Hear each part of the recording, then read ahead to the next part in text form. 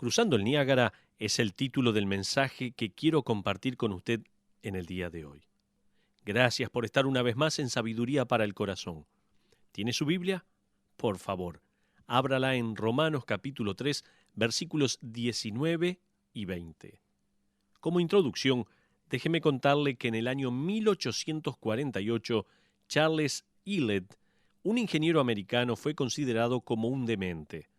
Él creía que un puente colgante podría ser construido a través de los embravecidos rápidos formados por las cataratas del Niágara.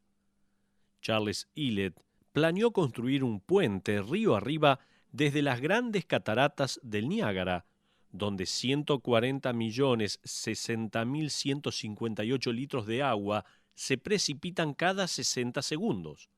Con el pasar del tiempo, la caída de las aguas habían formado un profundo abismo en la roca de la cuenca en la parte de abajo. El agua entonces fluía de ahí en adelante en turbulentos ríos rápidos hacia el área donde comenzaba el río, conocido como el Barranco del Niágara. Charles Illett planteó construir un puente sobre ese barranco. Sin embargo, un desastre era predicho casi universalmente porque el barranco tenía 251 metros de ancho y caía 60 metros hacia abajo. Ya no había forma en que los soportes podrían de este puente sobrevivir a la bravura de la corriente allí.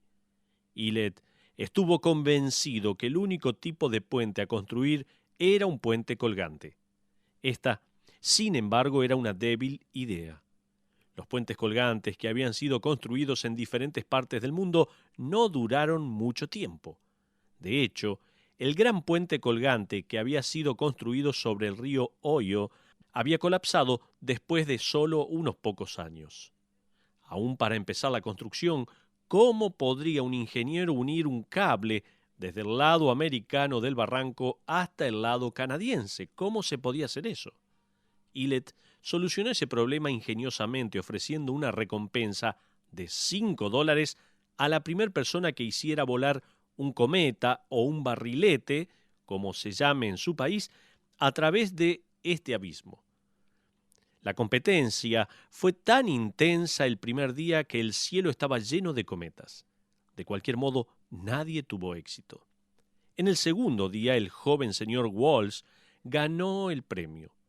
La cuerda de su cometa fue atada a un árbol en el lejano lado del barranco, con una ligera cuerda atada que fue jalada lentamente de regreso. Y luego una soga más pesada hasta finalmente un cable de acero que logró cruzar el barranco del Niágara.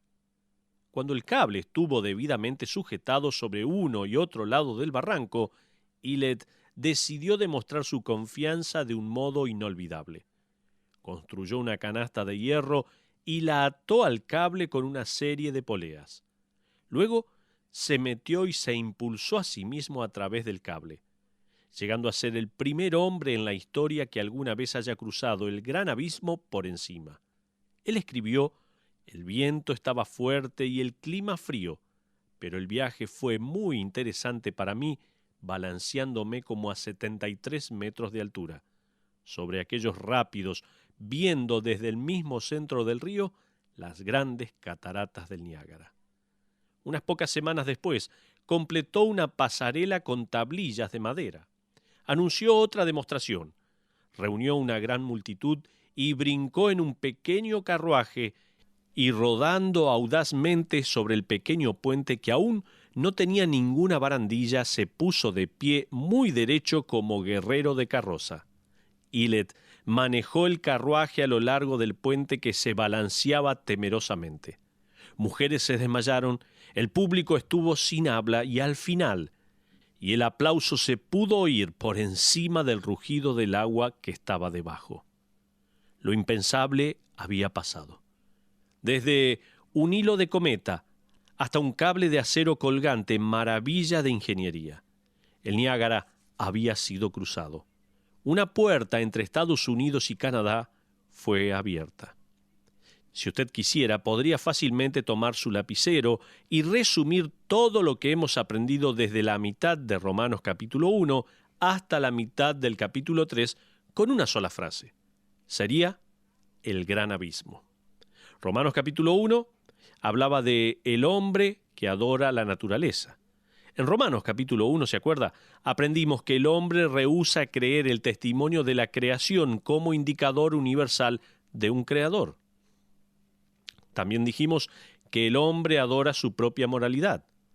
Romanos capítulo 2, allí aprendimos que el hombre también resiste tercamente el testimonio de su conciencia, que le susurra que es un pecador y que un día será juzgado no solo por sus pecados públicos, sino también por sus pecados ocultos. Romanos capítulo 3, el hombre se adora a sí mismo. En este capítulo aprendimos que el hombre no corre hacia Dios, él corre alejándose de Dios, y la raza humana no respeta a Dios, se rebela contra Dios, no entiende las cosas espirituales y realmente no quiere la verdad espiritual. Así es la raza humana. El ser humano dirá algunas cosas acerca de Dios y tal vez hasta haga acto de presencia en alguna iglesia, donde el órgano suena suavemente y la gente hace oraciones y movimientos espirituales, solo hasta que Dios no le exija algo, hasta que Dios no demande algo o reclame el derecho de señorío. El hombre debe adorar algo. Sin embargo, Pablo nos dice en Romanos capítulo 1, el hombre adora la naturaleza. Capítulo 2, el hombre adora su propio esfuerzo moral. Capítulo 3, el hombre se adora a sí mismo. Casi en la totalidad de estos 3 capítulos, que forman la primera sección principal del libro de Romanos, Pablo ha descrito simplemente el abismo de la depravación humana. Ha demostrado el abismo entre el hombre y Dios. Simplemente sostiene el espejo de la revelación divina y dice al pecador: aquí, echa una mirada prolongada. Así eres tú. Y no es bueno enfadarse con un espejo, porque nunca miente. Le cuento algo. Recientemente mi hija de 8 años, Caridad, trajo una amiga para dormir en la casa, aunque de dormir no tuvo mucho. Ellas finalmente se quedaron quietas alrededor de las 3 de la mañana. Caridad me había pedido que hiciera panqueques en la mañana y le había prometido que lo haría. Pero estaba seguro que eso nunca pasaría porque ellas necesitarían dormir hasta la tarde, eso era seguro. Se levantaron a las 6 de la mañana, tan juguetonas como aquellos pequeños títeres que solíamos tener. Así que hice los panqueques y pronto el timbre sonó. El papá de la otra niña estaba allí para recogerla. Noté que él me miró raro, entonces, después que él se fue, fui al baño para mirarme en el espejo. ¿Sabe qué? Vestía mi vieja bata de baño marrón puesta y mi cabello estaba literalmente pegajoso y parado. Estaba todo caído en mis ojos, ¿de acuerdo? No estaban mis ojos. Me miré en el espejo y me reí y luego pensé, ahora esa es una hermosa vista. La verdad es que todos nosotros pasamos tiempo esta mañana alistándonos simplemente porque no quisimos que el mundo entrara en pánico cuando nos viera. En ningún momento esta mañana usted discutió con el espejo y dijo, escucha, sé que realmente no me veo así de mal. No. Usted creyó el reflejo del espejo y tomó pasos drásticos para mejorar ese reflejo de la verdad. Puede discutir todo lo que quiera, pero en cada uno de estos 3 capítulos de Romanos, Pablo sostiene el espejo divino y revela al ser humano su verdadero reflejo. Miremos las verdades que este reflejo revela. En el capítulo 1, versículo 29 hasta el 32, él describe al ser humano. Dice, estando atestados de toda injusticia, fornicación, perversidad, avaricia, maldad, lleno de envidias, homicidios, contiendas, engaños y malignidades, murmuradores, detractores, aborrecedores de Dios, injuriosos, soberbios, altivos, inventores de males, desobedientes a los padres, necios, desleales, sin afecto natural, implacables, sin misericordia, quienes habiendo entendido el juicio de Dios, en otras palabras, a pesar de que intuitivamente saben lo correcto y lo incorrecto, quienes habiendo entendido el juicio de Dios, que los que practican tales cosas son dignos de muerte, no solo las hacen, sino que también se complacen con los que la practican. En el capítulo 2, versos 4 al 6 dice: «¿O menospreciáis las riquezas de su benignidad, paciencia y longanimidad, ignorando que su benignidad te guía al arrepentimiento? Pero por la dureza y por tu corazón no arrepentido, atesoras para ti mismo ira para el día de la ira y de la revelación del justo juicio de Dios, el cual pagará a cada uno conforme a sus obras». En el capítulo 3, versos 10 al 18, dice así también: «Como está escrito, no hay justo ni aun uno, no hay quien entienda, no hay quien busque a Dios. Todos se desviaron, a una se hicieron inútiles, no hay quien haga lo bueno, no hay ni siquiera uno. Sepulcro abierto es su garganta, con su lengua engañan, veneno de áspides hay debajo de sus gargantas. Su boca está llena de maldición y amargura, sus pies se apresuran a derramar sangre. Quebranto y desventura hay en sus caminos, y no conocieron camino de paz. No hay temor de Dios delante de sus ojos». Esa es la revelación inspirada de la naturaleza humana, la descripción divina del gran abismo que en última instancia separa al hombre pecador de un Dios santo.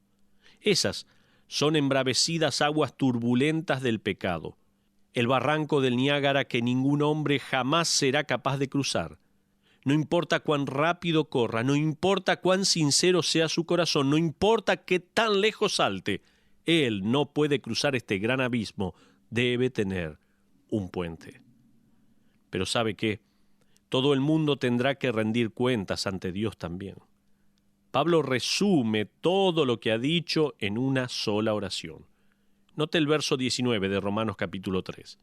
Busque allí en su Biblia, Romanos 3:19, donde dice: «Pero sabemos que todo lo que la ley dice, lo dice a los que están bajo la ley, para que toda boca se cierre y todo el mundo quede bajo el juicio de Dios».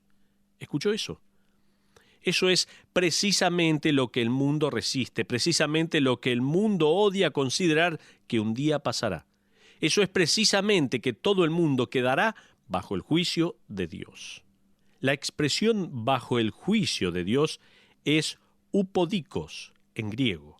Esta es la única vez en el griego del Nuevo Testamento que la palabra aparece.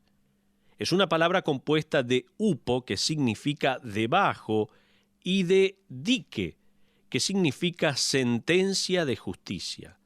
En otras palabras, esto significa y está revelando que el mundo está bajo la sentencia de la justicia divina. Kremer escribe así: «Esto nos habla de alguien que está atado para sufrir lo que está impuesto por causa de la justicia, porque ha descuidado hacer lo que es correcto».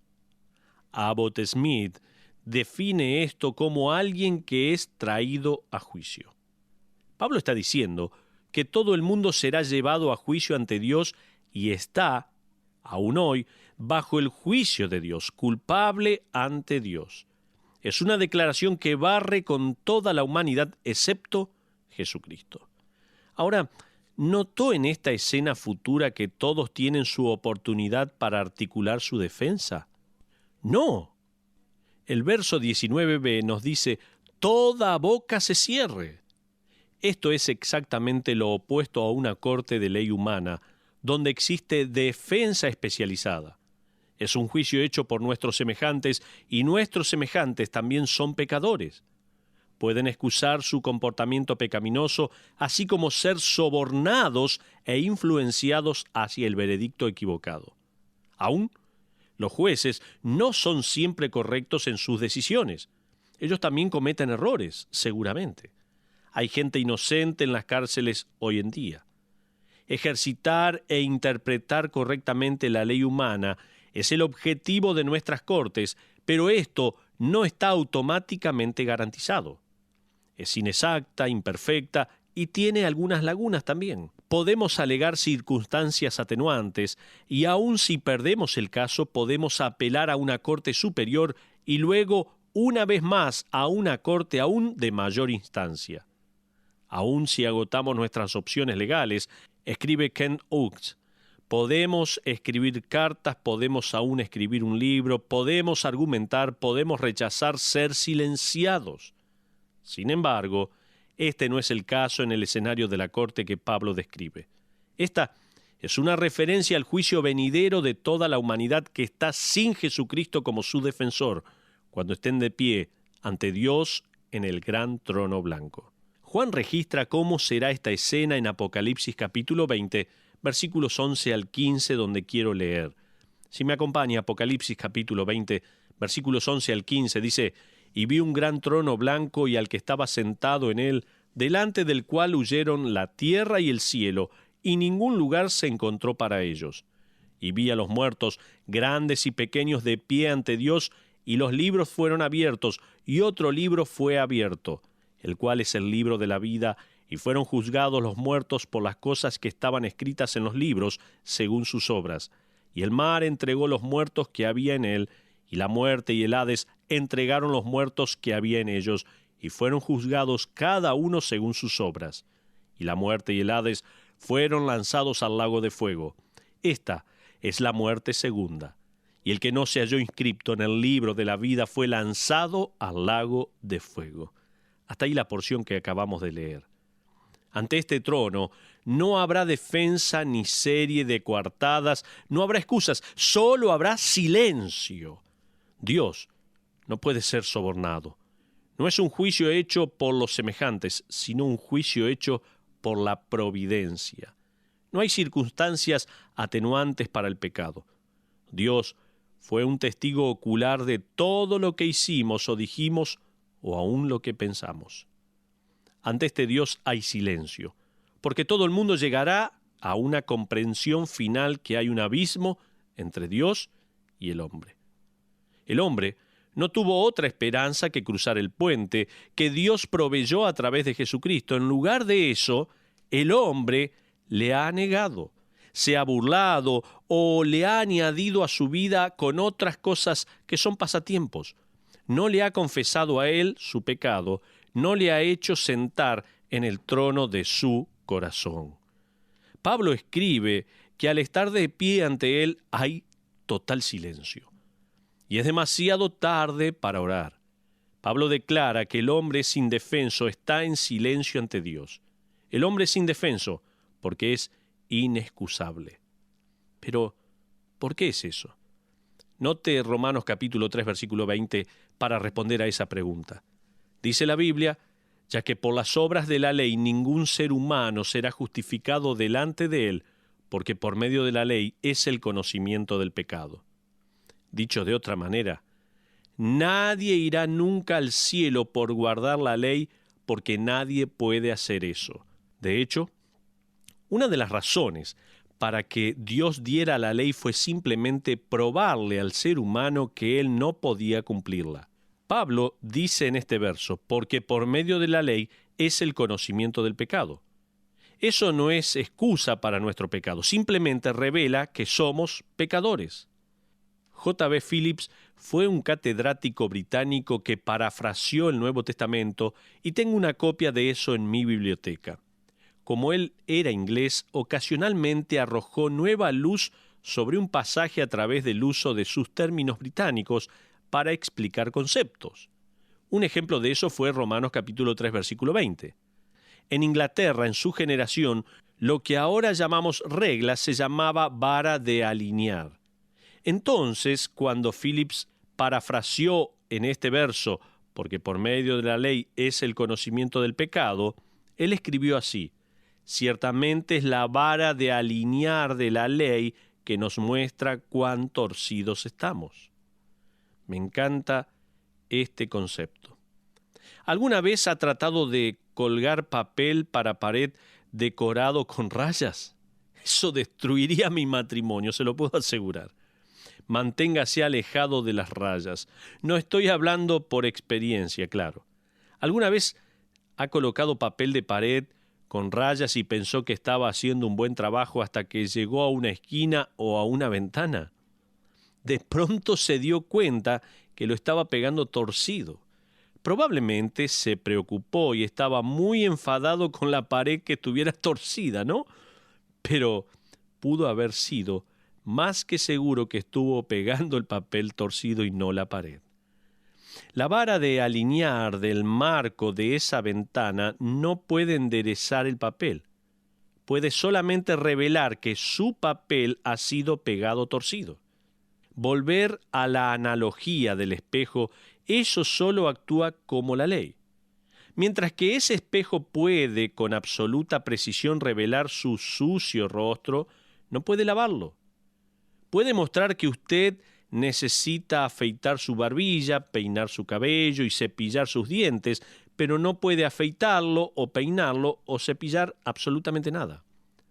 La función del espejo es obligarle a usted, desafiarle silenciosamente y animarle a tomar el lavarropas, el afeitador, el peine y el cepillo, pero no puede limpiarle. No tiene el poder para limpiar ninguna suciedad ni para afeitar ninguna barbilla. De la misma manera, la ley es un regalo de Dios para nosotros, no para hacernos culpables, sino para mostrarnos por qué lo somos. Y aquellos que dicen, bueno, yo voy a ir al cielo porque realmente estoy tratando de cumplir la ley, o voy a entrar al cielo porque soy moral, tengo prestigio, tengo un buen vivir, están pidiendo al espejo que les lave la cara, ¿entiende? Amigos y amigas, la ley puede desafiar su vida, pero no puede cambiarla. Aún puede condenarle, pero no puede convertirle. La ley puede mostrarle cuán torcido y sucio está, pero no tiene el poder para lavar ninguno de sus pecados. Ahora, vayamos haciendo una conclusión. Usted necesita entender que Pablo está a punto de presentar el Salvador al pecador, pero primero le está presentando al pecador su necesidad de un Salvador. Ha escrito a colores el gran abismo entre Dios y el hombre, el terrible abismo creado por el pecado y la depravación de la raza humana. Pablo, sin embargo, empezará a describir la conexión divina entre Dios y el hombre en la persona de Jesucristo, quien es el hombre sin pecado, la suma y sustancia del Dios admirable. Él describirá así: la pequeña cuerda de cometa o barrilete que se extendió sobre el abismo del pecado humano y la desesperación cuando Cristo nació de una virgen. Jesús vino como un bebé pequeñito, la encarnación de Dios. Luego que la cuerda del cometa jaló a través de la desesperanza de la raza humana, la cuerda más fuerte de la vida de Cristo sin pecado y culpa, Jesús es el Cordero de Dios sin pecado. Luego, una soga jaló a lo largo del abismo. Eso fue la autenticación milagrosa de la deidad y la validez del mensaje de Cristo. Una soga más gruesa aún después, que fue la muerte de Cristo en la cruz, cumpliendo perfectamente las profecías y pagando la penalidad de los pecados de la raza humana. Finalmente, el cable de acero extendido a través del incruzable abismo que ancló el puente para siempre fue la resurrección de Jesucristo de los muertos. El puente de la vida podría y sería construido sobre y a través de la persona de Jesucristo. Jesús dijo, de acuerdo a Juan 14:6, yo soy el camino y la verdad y la vida. Nadie viene al Padre sino a través de mí. En otras palabras, nadie puede cruzar el Niágara de la desesperación humana y la depravación, a menos que se cruce por encima como fue hecho por aquel que cruzó ese Niágara, el Señor Jesucristo. En el capítulo 3, versos 19 y 20, Pablo termina la primera sección de su carta a los romanos y ha logrado su meta. En su primera sección, el mundo entero ha sido traído ante el juicio de Dios, con la conciencia de que no tiene esperanza ni excusa, tampoco defensa ante el juicio de la santidad de Dios. Y, teniendo esa terrible conciencia, el mundo entero se pone de pie ante Dios en absoluto silencio. No hay corte de mayor instancia para apelar, no hay oración que se pueda hacer. Sin embargo, esto será en el futuro todavía. Hoy, mi amigo, Usted sí tiene una oración que puede hacer, si la quiere hacer. Ore a Dios, clamando a Él por el perdón de Dios y recibiendo a Cristo como su único y suficiente Salvador. Que así sea.